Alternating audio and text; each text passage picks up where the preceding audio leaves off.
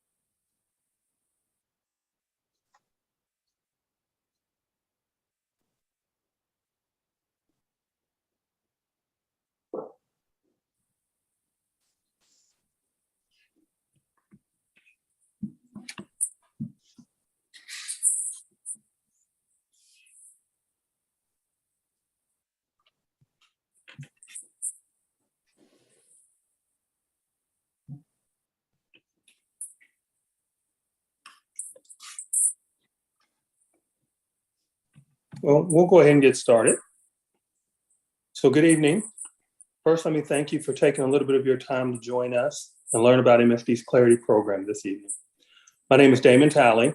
I'm the Operations Director of Treatment Facilities. Oversee all of the treatment operations within MSD at all of our water quality treatment centers. So we'd like to welcome you to our live stream community meeting, where we look forward to walking you through MSD's odor control efforts in our community. But before we begin, I want to show you a little bit more about MSD and what we do.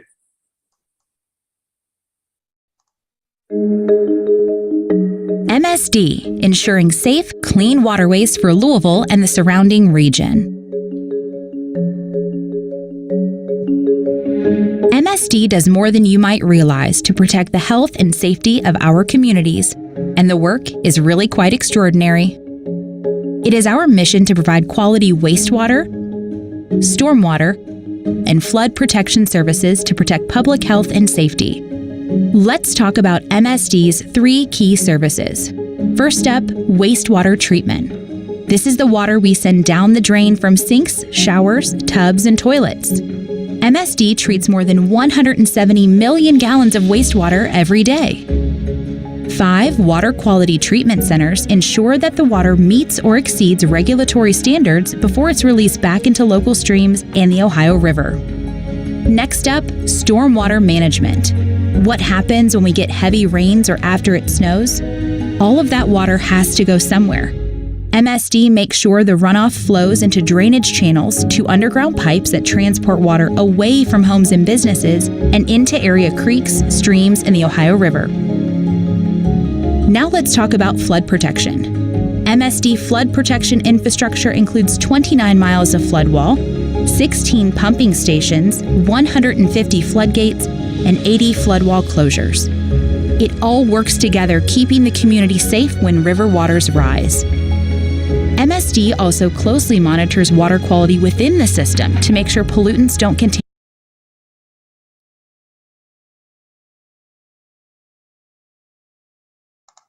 contaminate our waterways. Plus, the innovative technology and engineering of MSD's waterway protection tunnel and underground storage basins further protect our community from dangerous overflows and pollution. There's more to MSD than you imagined, right? MSD is dedicated to our community's health, a cleaner environment, and a better quality of life for all area residents, today, tomorrow, and for years to come.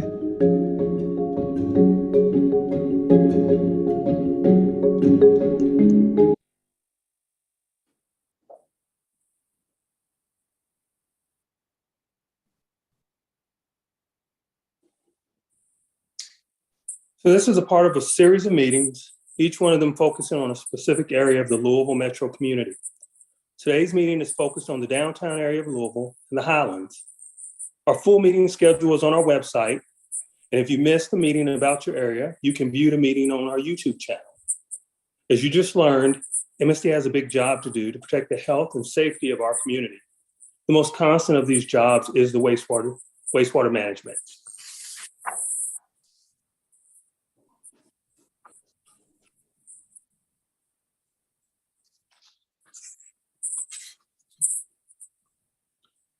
So we have worked hard to make sure you have the opportunity to participate during our live stream.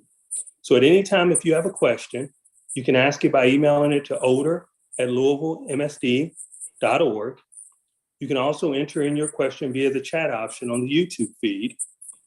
We have a team of folks that are actively monitoring these feeds, and we will try to provide an answer to your question before the meeting ends.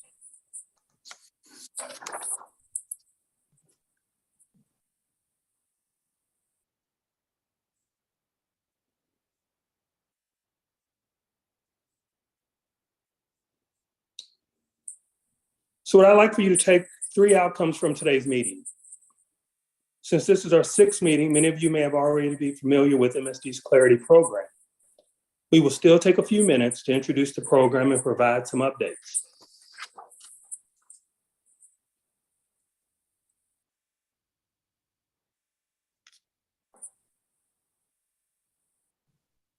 I want to give you a brief background on how odors are generated, and then describe what you can do if you smell an odor. So I hope you have seen or heard our Clarity initiative on Facebook, Twitter, and the radio. If you smell something, say something. We have a dedicated staff to help address the odors you are smelling.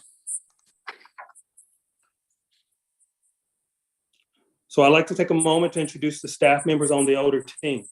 Again, my name is Damon Talley, Operations Director of Treatment Facilities. There's Wes Sidnor, Chief of Government and Public Affairs, Cheryl Lauder, Communications Director, and Robin Birch, Odor Control and Biosolids Program Manager. I will now turn it over to Robin. Thanks, Damon. As Damon mentioned, this live stream meeting will focus on the downtown area and the Highlands. In our past meetings, we've educated you on what MSD does at our treatment facilities to help mitigate the odors. In this meeting, we wanted to give you some background on the history of Louisville and how the sewer system was built. The MSD webpage has a great history section discussing this. If you're interested and would like more detailed information, I would encourage you to visit the webpage and take a look. The map you see is the city limits in 1855. The boundaries are Beargrass Creek to the east, Broadway to the south, and close to what is now 25th Street, today to the west. Before 1850, any sewers in this area were stone-lined ditches that conveyed flow to Beargrass Creek, then out to the Ohio River. So what you see here in this image is a good example of what a stone-lined ditch would have looked like running through the streets. And this picture gives you an indication of what the streets may have looked like without any sewers or ditches. There was only a small portion of sewers underground in 1855, so you can imagine the residents were starting to complain about the smell. Over the next decade, sewers were attempted to be built in the city. In 1904, a $4 million bond was issued to build new sewers. 54 miles of underground sewers were built before the money ran out in 1915. This work did intercept the waste flow into Beargrass Creek and then diverted it directly into the Ohio River. It was not until 1946, until the new Sewerage Commission was created, that finally led to the development and construction of the Morse Warman Water Quality Treatment Center in 1958. This is the current map of downtown Louisville and the Highlands. You will notice the street boundaries are pretty much the same as they were back in 1855. So that also means that the sewer assets originally built may also still be in service today. The collection system for MSD started in the 1800s when stormwater and wastewater were collected together and diverted to the Ohio River and Beargrass Creek.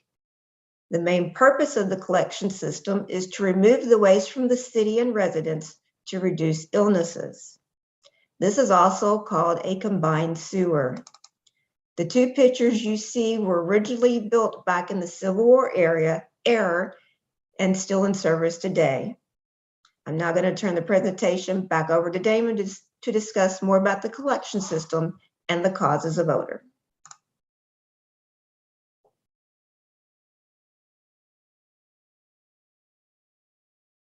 Moment, unmute Damon.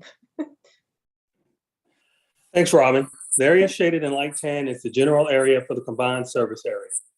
This is the area where the original sewers went straight to the Ohio River, and the downtown and Highlands area is part of that combined sewer system. So in a combined sewer, all of the street drains and catch basins are connected to the sewer lines in the street. So when it rains, all of the rainwater is transported via the collection system to the treatment plant. So during these wet weather events, the treatment plant can get significantly more flow. In a sanitary sewer, sometimes we call it the separate sewer system, the lines that collect the rain run from the streets are separate from the sewer lines that go to the wastewater treatment facility. The good news with the sanitary system is that we don't see a lot of the same odor issues because wastewater and stormwater are kept separate. In the separate system, there's not the issue of trapped versus untrapped catch basins. Since only rainwater is transported via the pipes connected to the catch basin, there is no sewer gas buildup. So part of the challenge in some of the older parts of the community is that the combined system, the catch basins are tied directly to the sewer pipe carrying the wastewater to the treatment plant. In this case, the Morris Foreman Water Quality Treatment Center in West Louisville. So during our investigations have determined that there are still a number of locations in the combined system where some of the original catch basins, when they were installed decades ago, were installed without traps. So how do these odors occur? A trap catch basin works just like the trap under your bathroom or kitchen sink. As long as the trap contains water, the odor from the pipe or sewer will not back up through the catch basin and out into the atmosphere.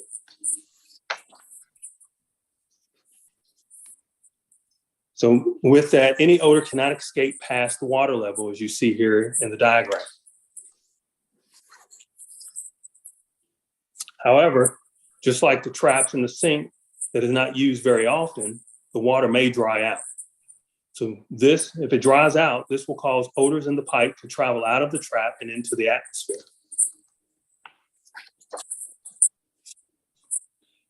In an untrapped catch basin, there's not a water trap. So unfortunately, any sewer odors can travel to the atmosphere directly.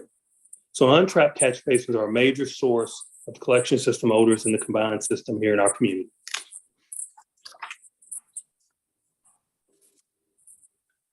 So it is a natural phenomenon within any wastewater collection system to produce odorous gases. MSD proactively addresses and manages sewer odors, but the change in weather patterns causing extended periods of dry weather, compounding low velocities in the collection system, have increased odor levels and odor complaints. This has been seen in our community this past summer. Morris Foreman is located in the lowest point in Jefferson County, so the majority of the wastewater flows into the collection system is done by gravity. In normal conditions, periodic rain in the combined system keeps the flow velocities elevated in the sewers. So when the velocity is allowed to slow and the temperature are elevated, this allows the flow to remain in the sewer pipe longer and can result in more odor escaping from the collection system through the untrapped catch basins. See, catch basins that have dried out due to lack of rain, storm drains, or vented manholes also. This was seen in our community this past summer. As everyone is aware, we had a drought and still technically are in drought conditions in Louisville this summer, and it is continuing through the fall.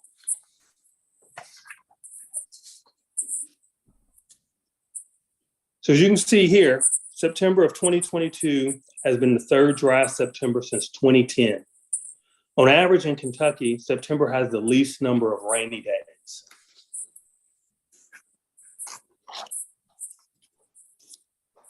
So during this September, the most amount of rain that we saw was on the 3rd, and that was just under an inch, with the last noticeable rain on September 11th, as you can see by the diagram. So mid to late September was about 10 degrees hotter than average. So both of these factors significantly contributed to excessive odors from the collection system. And just like in September of 2022, October has been the third driest since 2010 with only 1.54 inches of rain. In Louisville, the annual average for the month of October is around 3 inches. So if you remember from the September chart, the driest September on record was 2019 with 0.04 inches of rain. We experienced significant odor complaints that year, but we were fortunate that in October of 2019, as you see, the MSD service area received almost 6 inches of rain, twice as much what is the annual average, which allowed flow to increase and reducing odors in the collection system that year.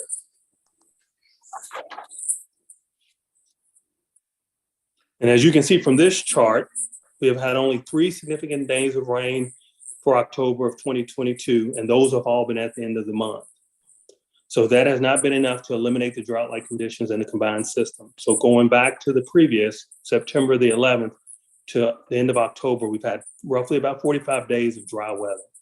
So the annual average temperature for the month of October in Louisville is usually 61 degrees. So for October of 2022, we have had 19 days over 70 degrees, and 5 of those reached into the 80s. So as mentioned before, high temperatures and lack of rain significantly contribute to the odor issues from the MSD collection system.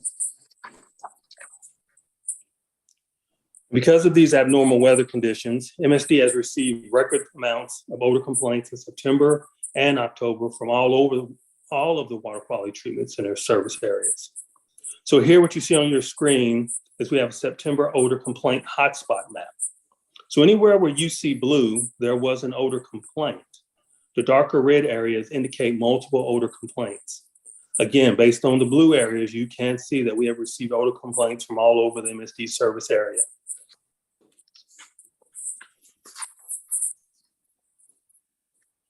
And just like September, here's October's odor complaint hotspot map. Again, you can see the zoomed in areas showing the concentrated odor complaints.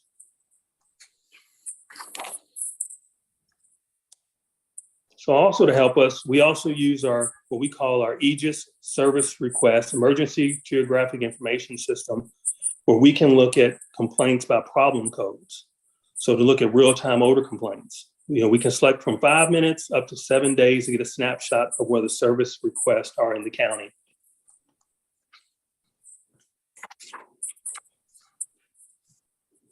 A lot of Louisville residents use the Smell My City app to report odor complaints.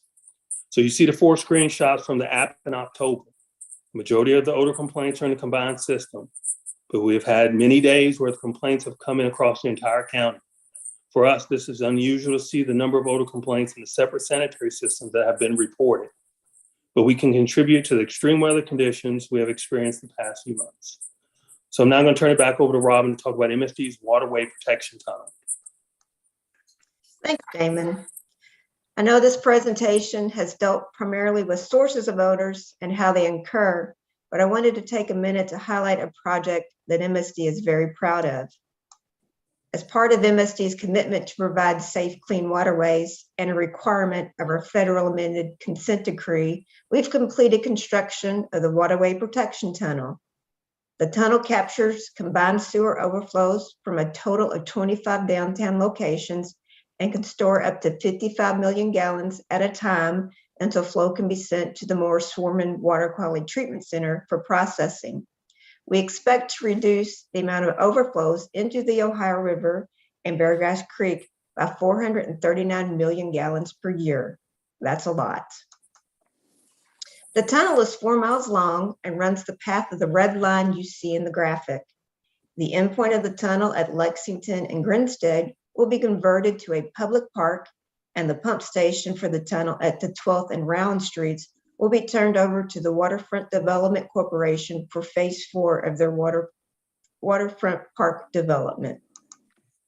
I know we've talked a lot about this during this meeting and we're almost done, but I wanted to remind you again, the odors we're talking about are naturally occurring when sewage or other materials decompose. It's a natural part of the wastewater treatment and it's inevitable in our business. But as we talked about, MSD goes to great lengths to minimize these odors as much as possible. We can't completely eliminate them, but we can help manage them with your partnership. The mission of Louisville MSD is ensuring safe, clean waterways through innovative sewer and wastewater treatment. But our work doesn't stop there. The MSD Clarity Program is our initiative to reduce odors that naturally occur when sewage and other materials break down.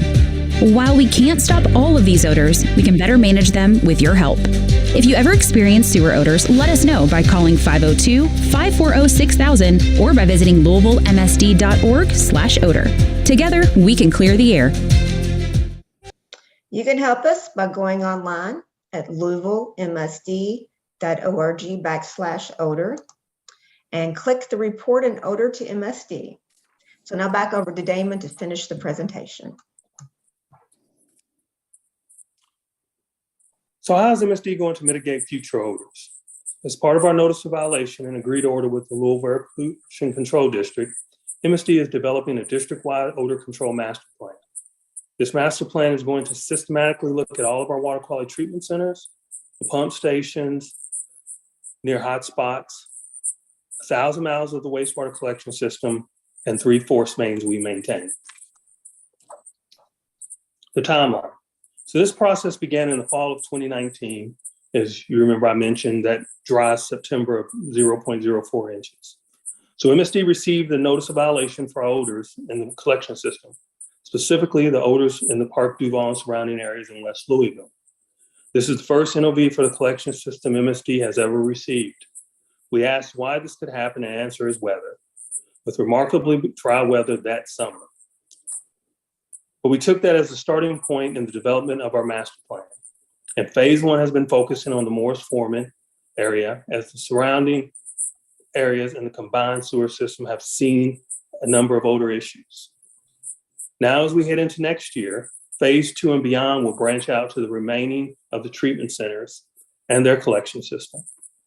By the end of this year, phase 1 of the master plan will be completed and available for review on our webpage. The plan will have recommendations for MSD to consider on different technologies to use at odor hotspots to help mitigate the odors. A key component of our master plan is communication with you, our customer.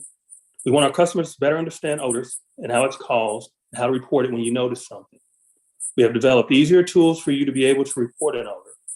We have updated our website and our literature to help educate you on the sources of odor and what you can do to help mitigate odor. So please visit louisvillemsd.org/odor and check out our new odor page and follow MSD on social media. Since it has been such an unusual summer and fall with respect to odors, I did not want to leave this conversation without telling you what MSD has done to help with the sewer odors we have all experienced due to the lack of rain. MSD crews have pre-programmed routes for catch basin cleanings. We clean every catch basin in the combined sewer in an 18-month interval. If you experienced odors and you call our customer service line, crews clean your catch basins, even if it was outside of the normal cleaning cycle.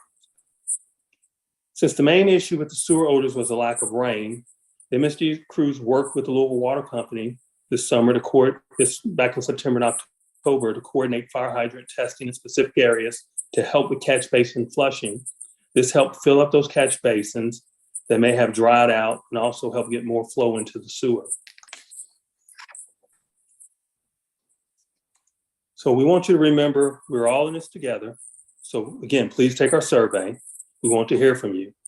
On the screen is the link. It will also be available on the odor page at louisvillemsd.org/odor and in the YouTube chat.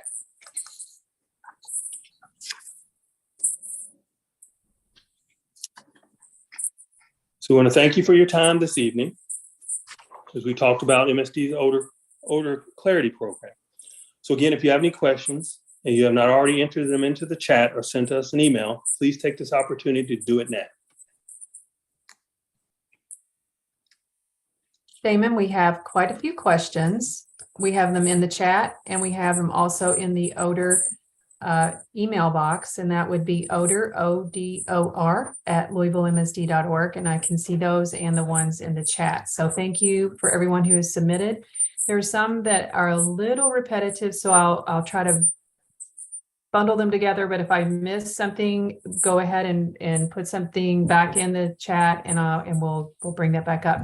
This meeting was planned as a part of a series of meetings more than a year ago. And so the focus was planned for this meeting to be on the Highlands and downtown. We've had 2 previous meetings that focused on the West End and an area around our Morris Foreman Water Quality Treatment Center, and then another one Southwest that focused on our Derrick R. Guthrie Water Quality Treatment Center. So that's why I'm seeing some things about why are we talking about the Highlands when it smells bad in the West End. And then one other person said that it does smell bad in the Highlands. So Damon, if you would just restate for us what causes sewer odor and what causes the odors and why are they so particularly bad this year? Well, again, sewer odors are naturally occurring. I mean, it's, again, let me start back. I know not to keep rehashing combined versus separate sewers, so I'll use a really brief example. So in the pictures in our presentation, we had a picture of a sewer that was 27 feet in diameter. In the combined system, a lot of those sewers range anywhere from 24 inches up to 8 feet, 10 feet or bigger. And I'll use Broadway as an example. So Broadway is an 8-foot diameter sewer, brick, made by hand, that extends from the Highlands, the Baxter, all the way down to the end of Broadway. And so as you go down Broadway, you have the catch basins. And as we talked about combined sewers, all of those catch basins are tied directly into that Broadway sewer line. And then on top of that, you then take your public service connection from your home. And a lot of the homes in the West End that have basements, they have that drain in the basement that also is directly tied directly into the sewer, again, that allowed you to get water away from your home. If the basement flooded, it allows it to go down directly to that. So with that, those are openings that allow those naturally occurring odors or sewer gases, that rotten egg, hydrogen sulfide smell, it allows it to back up into your home. Then also if it's coming out of the catch basins, what we noticed a lot this summer were a lot of our odors were at night, especially during the summer when the air is kind of still, it's hot, you've got your air conditioner running and it pulls that fresh air in. One of the things you notice is once you get that sewer odor into your home, even if you go outside and don't smell it, we'll still get odor complaints from where some of those complaints will say it's in my house. And it's not necessarily, they may not smell it outside. So then going to the separate system, during normal conditions, as we said, if you get normal amounts of rain, you don't experience as many odors, but we have had a number of odor complaints in that system because even though the storm sewer is separate, there's still a catch basin in front of your house on the corner that goes directly to a creek. And again, you have storm water that gets in there, you have debris that gets in there, be it trash, be it grass clippings, that also, if they dry out completely, can allow hydrogen sulfide naturally occurring to come out of those. And then also in that unused bathroom, in that sink or tub, again, if those drains dry out, it can cause that sewer gas to come out. Thank you, Damon. And I want to let anybody that's on this know that all of these previous meetings are on the YouTube channel. So if you want to see one that's focused on a specific area, you can go and look at those and view that whenever you have time. There was a comment about it's kind of suspicious that it doesn't smell in St. Matthews or Middletown. And why is the odor so concentrated in the West End and Shively? I'll start and then Damon, I'll turn it over to you. And again, it gets back to that older parts of the city with the older infrastructure where one pipe was put in to handle your sewer water and your rainwater. And the newer parts of the city have a drainage ditch or a pipe that's just for stormwater and then a pipe that's for sewer water. So when Damon talks about the openings, that is those catch basins that you see on the side of the street if they're a part of the combined sewer system. You want to add anything to that, Damon? Yeah, so it's interesting you bring that up. So I was trying to find a list of complaints right off the top of my head. So here's just to give you some background. So for September of 2022, we had 331 odor complaints. For October of 2022, we had 361 odor complaints. And zip codes range, yes, majority of them were West End zip codes, 40210, 40211, 40212. This year was very unique. I saw a number of first year, seen a lot from Shively, out PRP, 40258, 40216. I've gotten odor complaints on our list. Me and Robin keep track of those. 40299, J-Town, 40245, 40222, 40223. So again, we've seen them all over due to the conditions. Another thing I point out, I did a presentation a few weeks back, and one of the things I pointed out, I don't know if you saw, Lexington Herald ran a story similar to some of the ones we had run this summer by our local news stations, interviewing people from the Lexington area wastewater community with regards to, they were seeing the same issues. I even got a call this summer from someone in New Albany asking, how do we deal with odor complaints? Because so many had started coming in. So it's usually more concentrated in the West End, the Highlands, Portland, those combined service areas, and then give you a few more numbers. So I gave you those numbers for this year. So let's go back to 2021. For September of 2021, there were only 31 odor complaints. For October of 2021, there were 56. For September of 2020, there were 70. And for October of 2020, there were 82. So again, you can see that dramatic shift in complaints, and you can even time to rain. October of 2020, there were over 5 inches of rain. October of 21, there were over 4 inches of rain. September of 21, which was a wet year compared to September's, was almost 5 inches of rain. And again, this year we've had 2 inches in September and just barely over 1.5 inches for October. Thank you, Damon. Could you hit on the work that's being done to upgrade or replace the catch basins, which are an opening in the combined sewer system, and how that will help and what they cost and how far along we are with that program and that plan?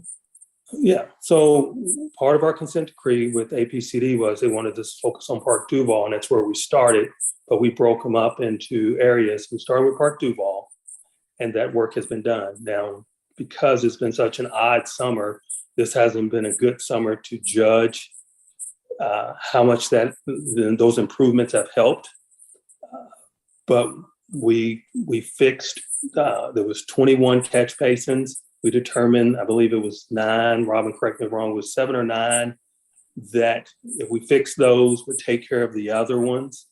And then expanding out, we've just finished doing our surveying of the California neighborhood. We surveyed over 900 catch basins in that area, and we've determined 75 of those either need to be repaired or replaced. We've just put out the bid, first phase of that project, and there'll be a second phase. While that's going on, we've already started inspecting over half of the catch basin in Chickasaw neighborhood, and then we're anticipating that's going to be over 900. Then we'll go to the Shawnee neighborhood, which will be probably another 900 to 1,000. And then we'll do Taylor Berry, and we're going to add the Russell neighborhood. To date, we've inspected just the group that's looking for catch basins for traps. I know Robin mentioned in our presentation that part of our consent decree is we're required on an 18-month cycle to clean all catch basins. Now, the thing you have to remember is cleaning a catch basin and putting water in it. If you don't have a trap, then water goes directly through it, and it doesn't prevent those odors. But to date, just dealing with these issues, we've inspected over 2,000 catch basins, and that just started at the end of last year going into this year. I'll add, so Sharon, I wanted to add to that, our work in Park Duval averaged out to be about $20,000 per catch basin, which was considerably higher than our repairs that we've done in the past. So if you want to blame that on supply chain or COVID, we have seen a substantial increase in the amount of the repair of these catch basins. So that is why we now have to phase the work even more as we find the funds and the resources for them. Thank you. We have a comment about why aren't we using water from the fire hydrants to flush the drains? And we have done that. We've got a Yes. great partnership with Louisville Water, and they have to test those hydrants anyway. So they've been letting it just flow into the pipes. And I believe, Damon, we've also purchased water from Louisville Water for the same. So another thing we did was, as we showed the MSD video showing some of our basins that we stored during to prevent overflows, we filled a number of those up on a couple of occasions this summer, and then released with clean water, and then released it into the sewer system, which, we saw a break in the odor complaints. And we did that. There was the Shawnee Basin, Logan Street Basin, Portland Basin. And then going back to the fire hydrants, what we did was we would pick strategic areas, again, specifically in the West End, in the combined sewer areas, and work with the Louisville Water Company when they needed to test those hydrants, as Cheryl said, anyways, and just allow them to run into the sewer system. Thank you, Damon. I'm going to combo a couple of questions up here. One is, why are the odors worse at night? And I don't know if our data on complaints shows that or not. And then, is it harmful to your health? So let's start with why, going back, I think I mentioned a little bit, but I'll expand a little more on why they're worse at night again, usually at night. So let me start off by talking in terms of sewer terminology. With what we do is we usually see our highest flows that early morning, that's 6 to 9 a.m. And then again, it picks up again after 5 to 8 a.m. So you take those as everybody's getting up for work and school, and evening coming home. So when you think about once the day gets going, everyone's hustle and bustle of going, or weather patterns, wind, whatever you want to talk about, is just constantly, you've kind of got that flow of air going. Well, at night, especially after I'll say this, a lot of our odor complaints will happen after 8 o'clock, after 9 o'clock. I mean, I'll come in and check from the My City app. I get all the emails from those, and you'll see 1 a.m., midnight, 2 a.m., where when that air is settled, and again, if you've got your air conditioner running, you've got that window up, it's pulling that odor that's coming out of that catch basin into the atmosphere, into your house. And again, it's that hydrogen sulfide, which has a low odor threshold, that gives you that rotten egg sulfur smell will get into your house. So hydrogen sulfide, which is known for its pungent rotten egg odor, at low concentrations, again, occurs naturally in a sewer. It's heavier than air, and it will collect in low-lying and enclosed spaces, which for us is manholes and sewers. Many effects are seen in low concentrations, which we've seen when people report their odor complaints. They'll have a headache or irritation. Again, one of those things when you think about your house is, for me, I lived in Park Duval for 21 years off of Young. And one thing I did was I had a ceiling fan in every room that I would keep going.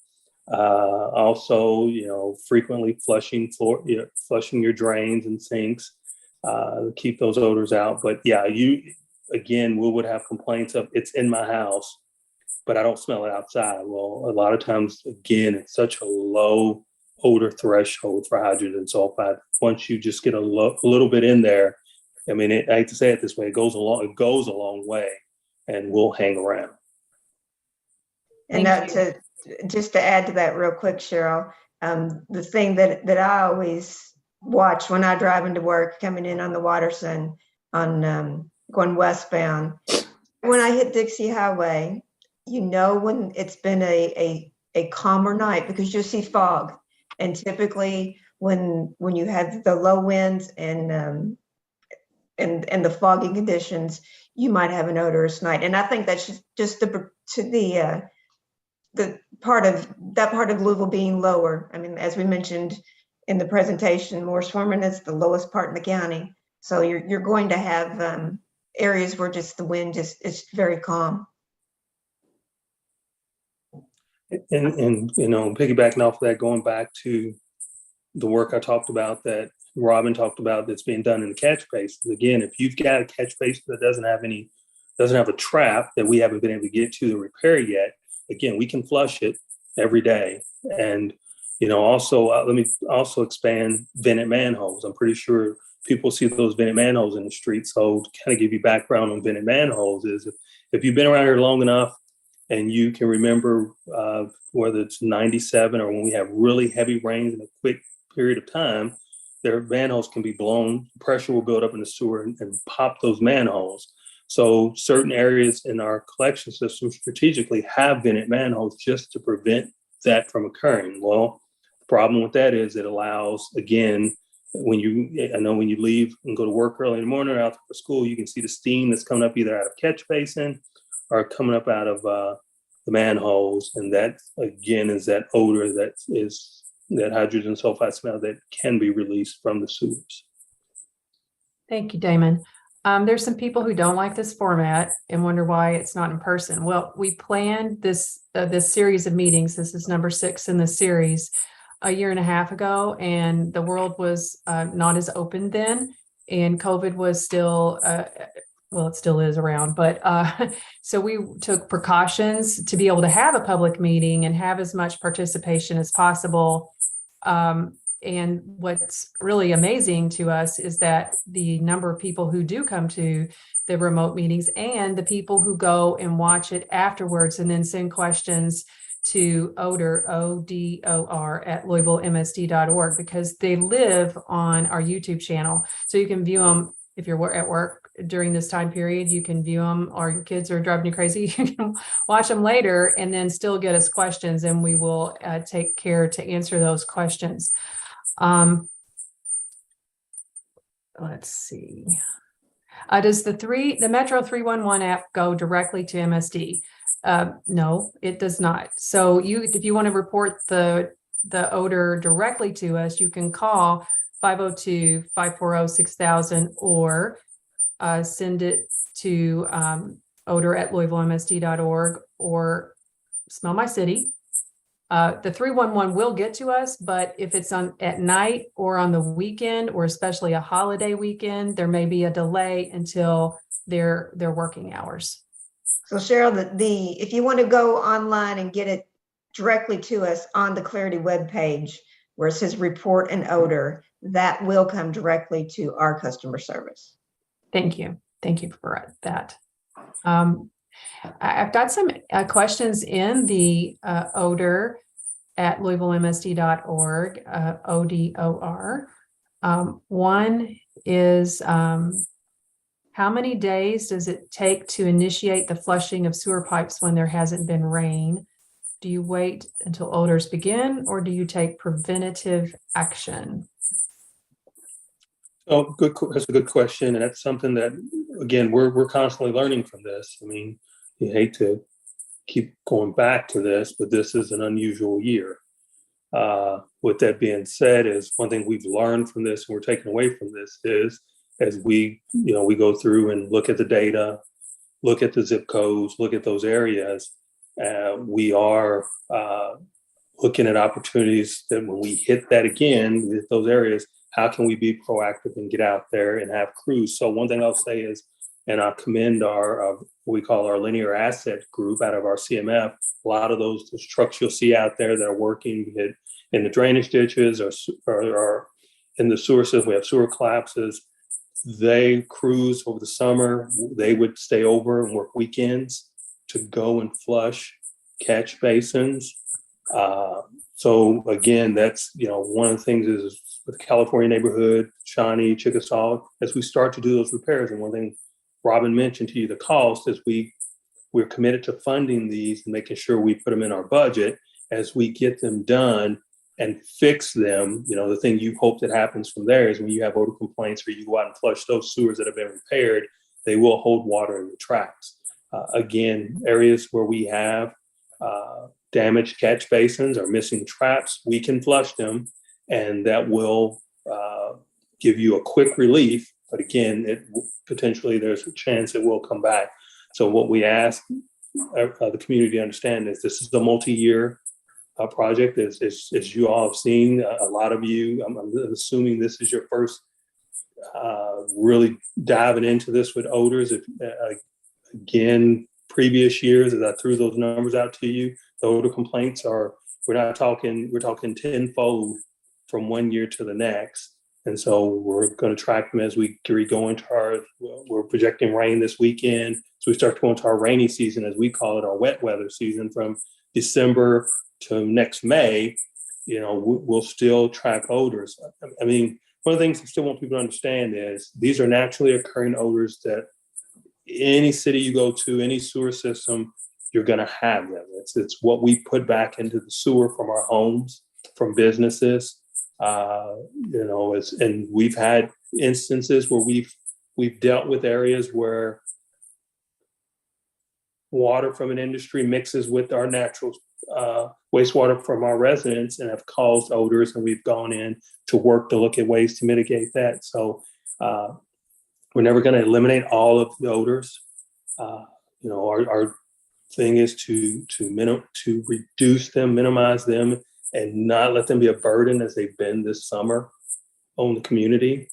But it's just, again, with your help, I know some presentations I've given where people said they're tired of constantly sending in or reporting them. What I've noticed is majority of the people that have odor complaints and they're truly having those odor issues, they'll keep reporting them, in certain areas. And then what we do is, especially in Snow Mountain City, is we'll take those complaints, send them to our customer service, and put them in the system. And you have to remember our crews, they have other jobs to do. And so we work in getting out to these catch basins and flushing them along with their other work. So if you put an odor complaint and you don't see a truck out there, or if you don't feel like your complaint has been heard, send it again. Again, we have to put in service requests, and those service requests have to work their way through the system to get to those crews, to be assigned to them to go out and address those odor issues. So, I mean, I wish it was as instantaneous as if you called tonight at midnight and said, I have an odor complaint. By 5 o'clock tomorrow morning, someone would be out there to flush it. I mean, that would be, I would love it to be, we would have the crews or the resources to do that. But the reality is, again, just as like Cheryl said, if you call in 311 come this Friday or Saturday, we may not get the complaint until Monday, just based on the resources and staffing. Damon, could you talk about the upgrades that are being done to the Morris Foreman treatment plant and how they will help conditions in that vicinity? So I'll start off and really keep it on my level. Yeah. I'll start off and let Robin's she's going to be more experienced with the odor control technology. So I'll start off with the projects, and then I'll turn it over to her and let her talk about what existing odor controls we have and what new odor controls will be put in. So Morris Foreman, again, was built in 58. The life expectancy of a wastewater plant is about 25 years. So if you do the math, we should technically be on about our third wastewater plant. So what we've done, we've biosolids. We're in the process of putting in new dryers where we take the sludge. And when I say sludge, you think about everything that comes from your house, from industry. When we clean that wastewater, we have a solid that we separate from the water, and we have to do something with that solid. In the past, we had dryers where we would dry that and turn it into what some probably have seen over the years, Louisville Green, a grade A fertilizer that we distribute. So we're just putting in 2 new dryers to address some of the solid issues that can cause odors at Morris Foreman. What we call our primary sedimentation basins, those are the initial tanks where we allow the water to go and sit and let the solids settle out. We are rehabbing those. We started those this summer and hope to have that done by 2024, those 4 rehabbed. Also, the big picture, we're doing a biosolids master plan for the entire county for all of our water quality treatment centers. So specifically Morris Foreman, where again we take care of majority of our solids. We're also other projects. We just put in a new hypo building, which is the sodium bisulfite, which is a low strength bleach we use to disinfect the water to meet permit before we discharge it back. We're also working on some odor control over our Southwest pump station, our Bells Lane facility. And so with that, I'll turn over to Robin and let her talk about the odor controls that are currently in place and those that will be upgraded with these projects. And Robin, with that, could you also work in our neighbors that we have, the industrial neighbors that we have in the Rubbertown area? And what is a harmful odor and what is not a nuisance and a terrible smell, but is not harmful? Right. Let's start with the plant first. We have two main odor devices at Morse Foreman. They are biological, so we use our nice friend bacteria, where we collect the odorous gases from our process area, and those gases basically scrub the air of hydrogen sulfide, and that gets put into the atmosphere. So the two main odor control devices that we have were designed to remove hydrogen sulfide from the air streams.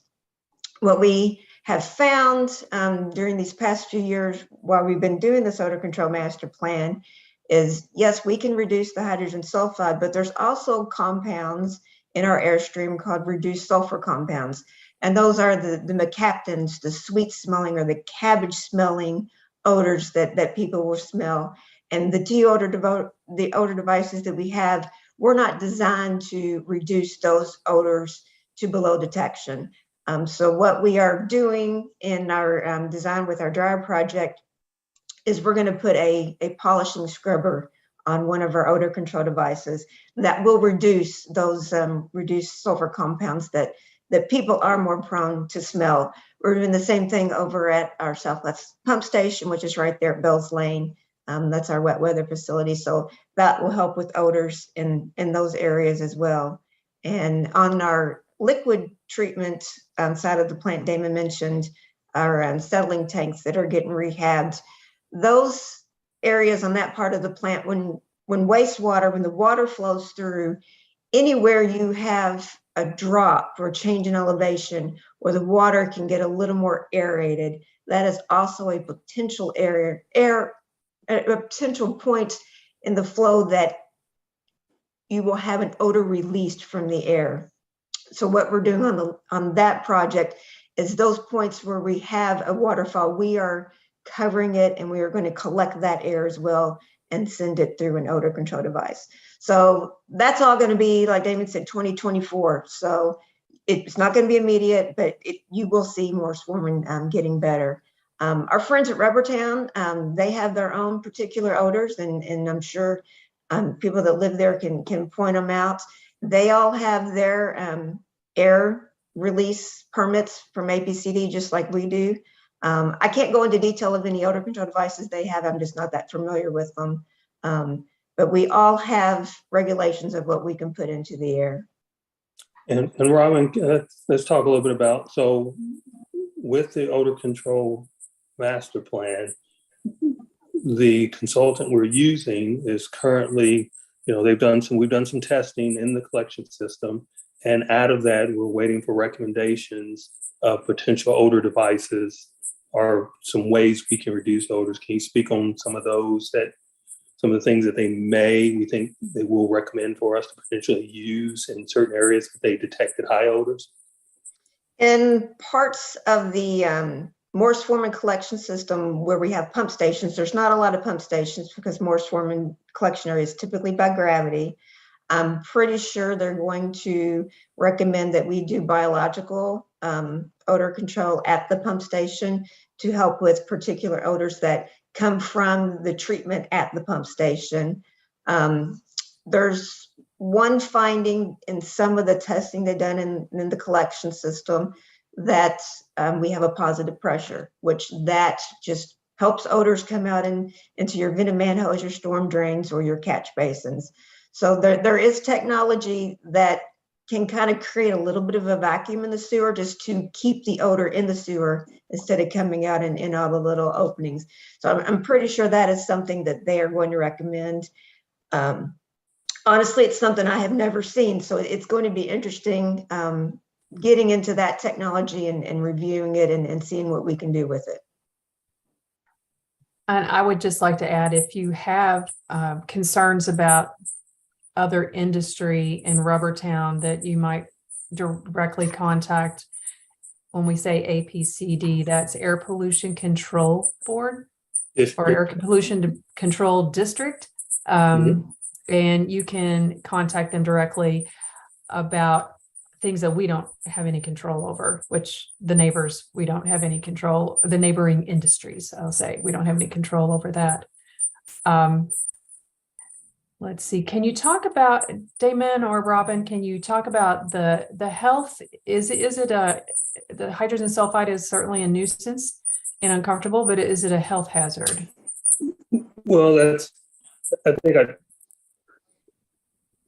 talked a little bit about that. Again, it's in low concentration. So to go, I mean, if we want to go more in depth, is in a sewer, low-lying areas, we do work in sewers. We have to vent the sewers, use fans to clear the air, or we have to do confined space entry, because in low-lying areas such as sewers and higher concentrations, you will not get that rotten egg smell.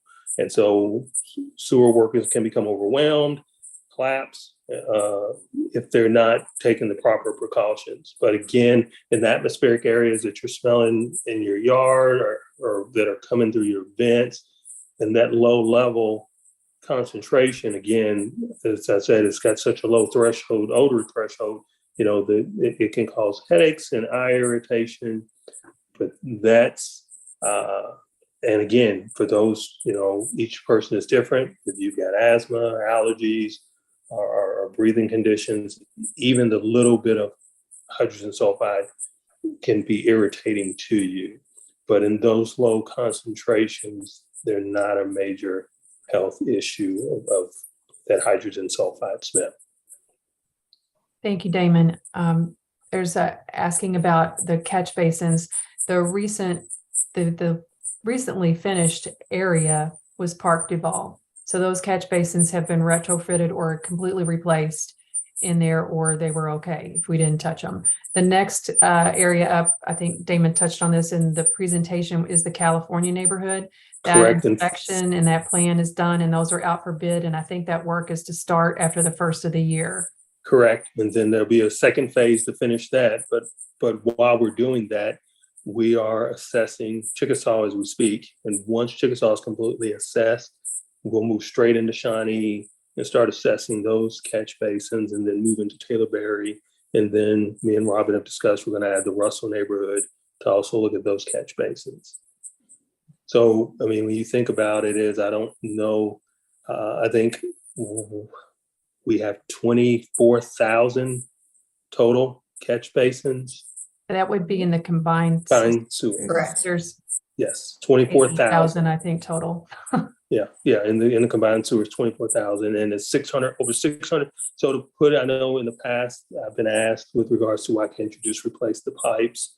As Robin mentioned, and we mentioned in our presentation, we've got pipes that are been put in the Civil War, and then some of the sizes of those pipes.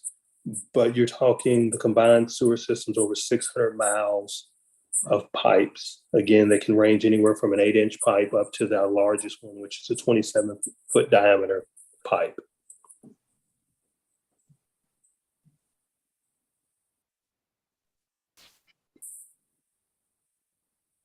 Let's see, the Odor email box. There's a question about the consent decree was to address the combined sewer system. How long will this project take, or what date did you start? I think the consent decree was Addresses overflows. Yeah, combined sewer overflows was signed in originally in 07. It was amended and then 05, and then it was amended, and then it's recently been amended again to include more projects that 2035. Yeah, it goes to 2035. And it's both on the combined system and the separate system, but it is heavily concentrated, I would say, in the combined sewer system. Do you agree with that? In the separate system, it addresses those sanitary sewer overflows that can happen again as, again, yes, those pipes are closed, but as time goes on and tree roots and just the breakdown of the pipes cause what we call I&I, inflow and infiltration. Stormwater gets in those. Then again, the sewer gets overwhelmed, those overflows. So all of that was part of consent decree. A lot of the projects that have been done for the consent decree, one of the things as we're talking about is the money that was spent on the consent decree did not allow, it kind of put us in a position that we couldn't address all of those just infrastructures. As I'm pretty sure everyone's aware, as you see on roads, bridges, it's sewers are unseen. So there's sometimes usually some of the last things to be addressed when you can see a road or a bridge or buildings is in terms of when you start talking infrastructure. So that's second amended consent decree is allowing us to address these kind of issues with the infrastructure of beyond just what the tunnel, as Robin presented in the presentation, the tunnel and the work we've done in the consent decree is to clean up the waterways. We're required by EPA, Department of Justice, Division of Water, to clean up the waterways and not allow those overflows to get into the waterways. And so now we're looking at, okay, where can we look at fixing infrastructure to address such things as odors? And there's an appreciation for that work taking place, but it is several years down the way for some neighborhoods. And what in the meantime are we doing that can help odors that's not a humongous infrastructure project, but what can we do that's feasible and will helpful for these areas while they're waiting on the long-lasting fix? Yeah, good question. Again, is if we know of these areas in terms of report, again, we'll be able to take this data. The more complaints that we get and that can help us out, that allows us to look at potentially developing those, what we call I showed you those hotspot maps, but us to look at going into the future of what are areas that we can go ahead and be preemptive. If we look out at the weather pattern and see that, hey, we're not going to get rain and it's going to be 90 degrees for 3 weeks. What are some of the areas? And realistically, we have to be realistic. There will be areas we can flush and we will try to get to, but not every catch basin can you just go and add water. Again, sometimes just adding water to them is not going to help. Again, climate change is a reality. As I said, when you look at September, the last official rain we got in September was September 11th. The first rain we got in October was October 26th. I mean, again, you're over a month between rain events. And then if you're averaging 10 degrees more than what you usually average, you're gonna, these kind of issues, again, nationwide have popped up.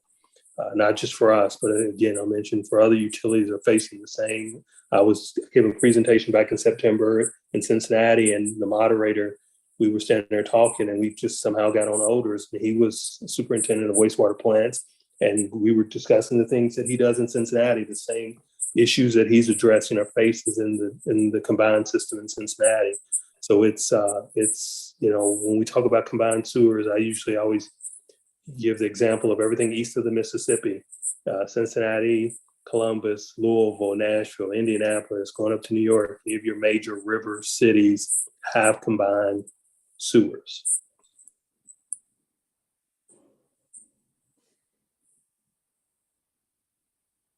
You're muted, Cheryl. Thank you. I do have a question in the Odor, ODOR, Louisville, at louisvillemsd.org email box.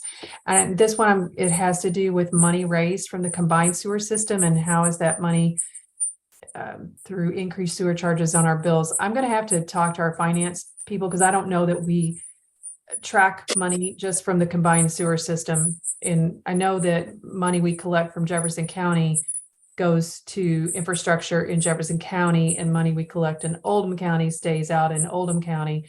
But I don't know if it's sectioned off to where if you are paying from the combined sewer system, it only applies to the combined sewer system. So I'll have to get some clarity on that and then get back to you through email.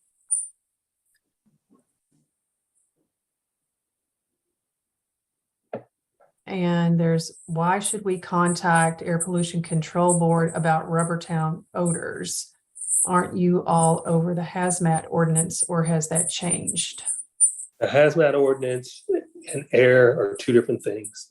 Hazmat ordinance is for us if there's a release of a chemical. And yes, we are emergency responders that will respond even for air releases of chemicals.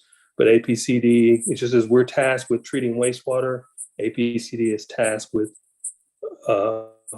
handling air permitting for Jefferson County.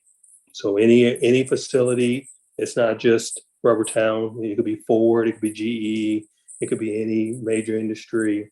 If they have an air permit, APCD even regulates construction in terms of dust, particulate matter. So I mean, their responsibility is anything that occurs in air, just as our responsibility is anything that occurs that's in the sewers. And yes, with the hazmat, we're over the hazmat ordinance in terms of overseeing as first responders, but those are for releases.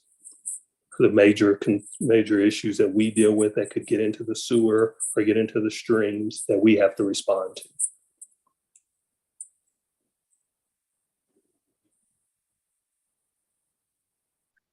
I think we can get in a few more questions before we wrap up. What about inspecting the Shively area? And I guess I would say with that is with every odor complaint, somebody goes out and inspects every odor complaint. That's a great question, because again, you have to remember, again, going back, if it's in a combined system, and let's say you give me your address at 123 A Street, and you're in a combined system, I can send a truck to flush that because that water will make it to the treatment plant. If you're in Shively and you're in a separate system and you complain of that odors, you can't use chlorinated water to flush a separate catch basin that will go to a stream. So it's just not as easy to go out to Shively. And, so we look at all of those odor complaints and try to determine what area it's in and if there's what we can do to mitigate those odors. And we do have some areas out in a separate system. We've got, and people have gotten really good at this, that we have some that have CSOs in their backyards or MSD assets in their yards or in their areas, and they'll call in and say, hey, I'm on such and such CSO and there's an issue. And we can then go out and inspect. But yeah, if you're, again, in the Shively area, a lot of those odors that were coming were, again, those catch basins go directly to a lot of those drainage ditches that you can see in Shively, Fairdale area, Okolona, those open ditches. And so again, it's the same concept. They dry out because, again, you're used to getting periodic rain events that help keep the water flowing, keep that debris that gets in there, be it grass clippings, be it trash that gets there, it keeps everything flowing. Even those separate catch basins will dry out. We got a number of odor complaints out in the Height Creek area. So that's out there off Brownsboro Road, where they were complaining of the rotten egg smell. And that rotten egg smell was coming again from catch basins that were right in front of their house or in their backyard that, again, go directly to a creek. So again, if a catch basin dries out, so I said, I know it's, trying to not complicate it any. You've got catch basins in a combined system that have traps, but then you have catch basins out in the separate system that go directly to streams. So you're getting that rain every so many days, every so often. It allows those sewers to be flushed and keep that flow moving. Thank you, Damon. I want to make sure that I'm respectful of everyone's time. We've got a lot. This has been a great conversation. I really appreciate it. I know the whole team does. And we've got questions that if we didn't get to your question, please send it to the email odor, ODOR, at LouisvilleMSD.org. And we will get back to you with with the answers to your questions. If you leave me I can send it to your email. If you want to talk with someone, you can include a phone number in that email. But I think we need to be respectful of everyone's time and schedule. But thank you so much. And Damon, if you want to, or Robin, do you want to close us out and bring us on home? I'll start off. I know one of the things is I know one of the questions brought up earlier in terms of at the time when we were focusing, and Cheryl, you addressed it, where we were focusing strictly, this one was downtown in Highlands, and we've done multiple other ones. Me and Robin haven't sat down yet, and Cheryl, this is part of our team. We haven't sat down yet to figure out 2023. And I know it was also mentioned people didn't necessarily like this format.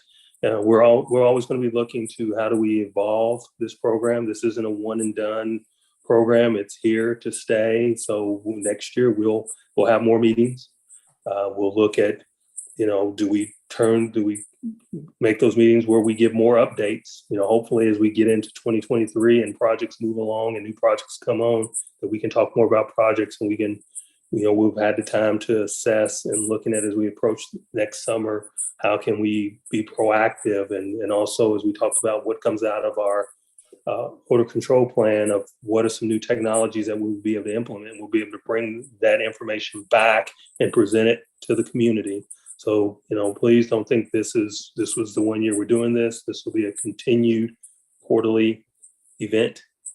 Again, I think for respect of everyone's time, the community, and also being able to get the message out, this format, we will look at we will assess how do we do. Maybe we have some meetings that are in person, some that are done via the YouTube channel, which again allows people to go back and watch it at a later time, but it also allows people to still not necessarily interrupt their lives as they're getting home from work or school and can still participate. As Cheryl, has been a great facilitator with questions. And as we've always done, if she doesn't have the answer, she'll get with me and Robin and we'll get her the answers to get those back to folks. So with that, again, thank you for your time joining us this evening. Please, go to the webpage, help us out, report odors or issues and suggestions. We're open to suggestions too of how we can improve this or, any information you can share with us.